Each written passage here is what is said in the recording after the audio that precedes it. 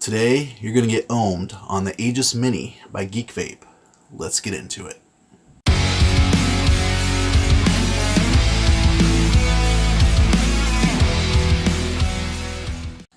Hey guys, welcome to SpitBack. My name's Dave, and as you can see, Nathan is not here today. He had some other things come up, so I'm just going to be here so I can still continue to give you some content by myself, for now, anyway.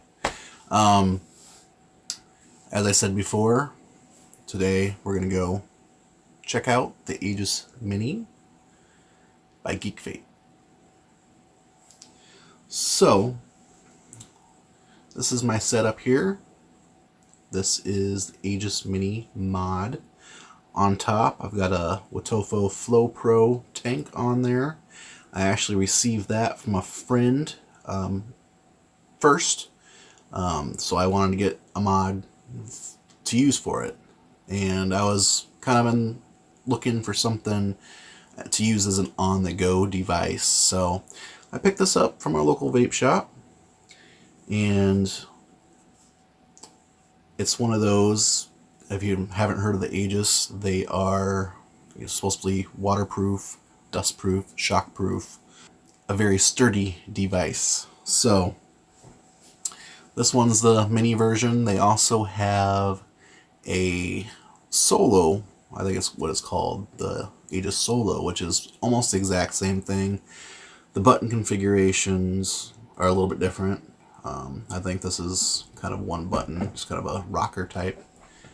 And then they also moved the charger port from the bottom, I think, to the side. But as you can see, the charging port on this one, it's got a little rubberized cover there. And then the Solo one also has like a locking battery door. And I apologize if I'm looking off to the side here. The camera's set up a little bit different from when both Nathan and I are here, so I can see myself and I keep glancing over there, so I apologize. But yeah, so I got this and this worked really well for me so far. Box wise, this is what the box looks like. They also have a kit version that has I don't remember which tank right offhand, but it does have a tank on it, or it has a tank that comes with it as well. So there is the box. Nothing extremely fancy about it. Inside the box, you don't have a whole lot, but besides with the mod, you have a user manual. There's a warranty card underneath there. In here you get your charging cable, which with this, since it is an internal battery, you will be using. And then it also has a spare port cover on the bottom, which it is held on. The port cover is held on by a screw right there. But it does come with a spare one in case that ends up ripping off, because it is just a rubber cover.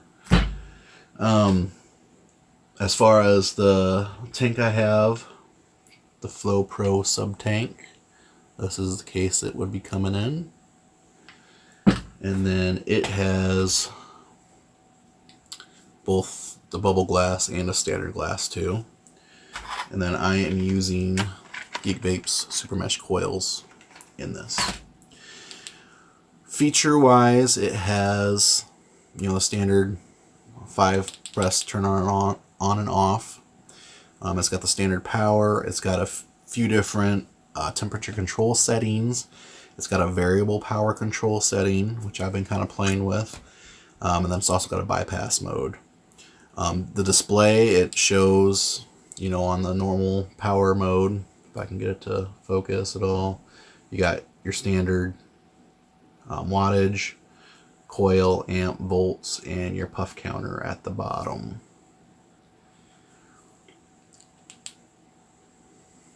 Yeah, so currently, it can handle between 5 and 80 watts max. Battery life, it's, from what I can tell, has worked pretty well for me. It's lasted as long as I have needed it to. You know, like I said, I'm mainly using this as on-the-go device. But yeah, I just recently charged it up. I generally have been using around 45-50 watts normally with these super mesh coils. They actually handle 30 to 90 watts as far as the coil goes. So let's see how it vapes.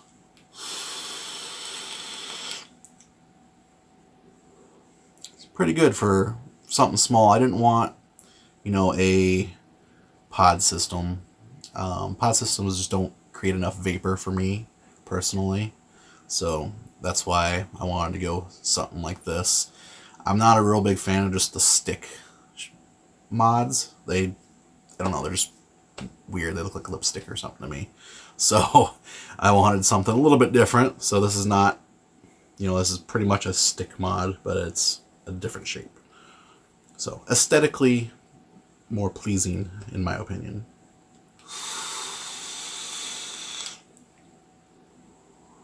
That's wide open, quite a bit of vapor production, and in my opinion, it works really well.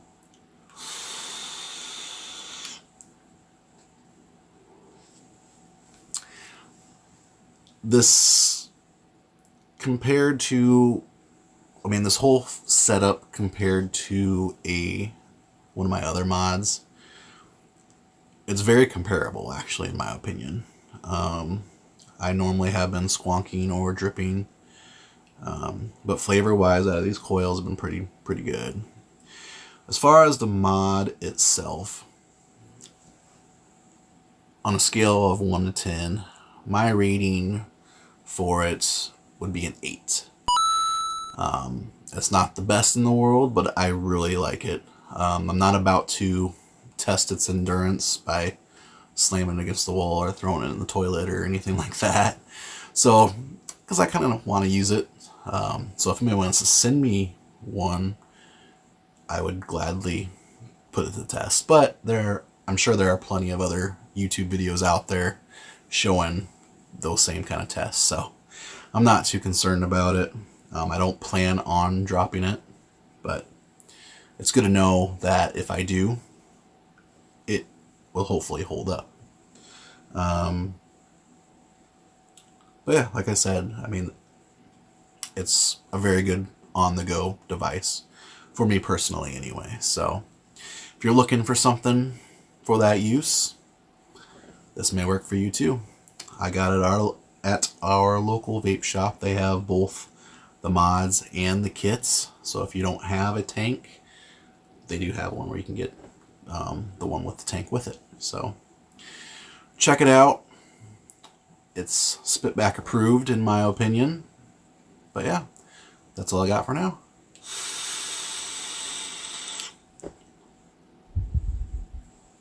If you guys have any questions or comments, or even tried the product that we reviewed today, please let us know in the comments below.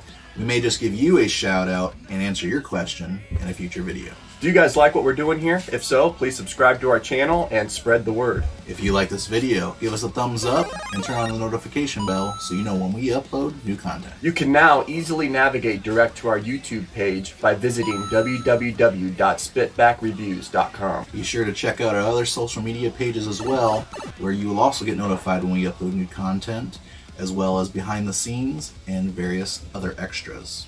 Thanks for watching. You've been owned.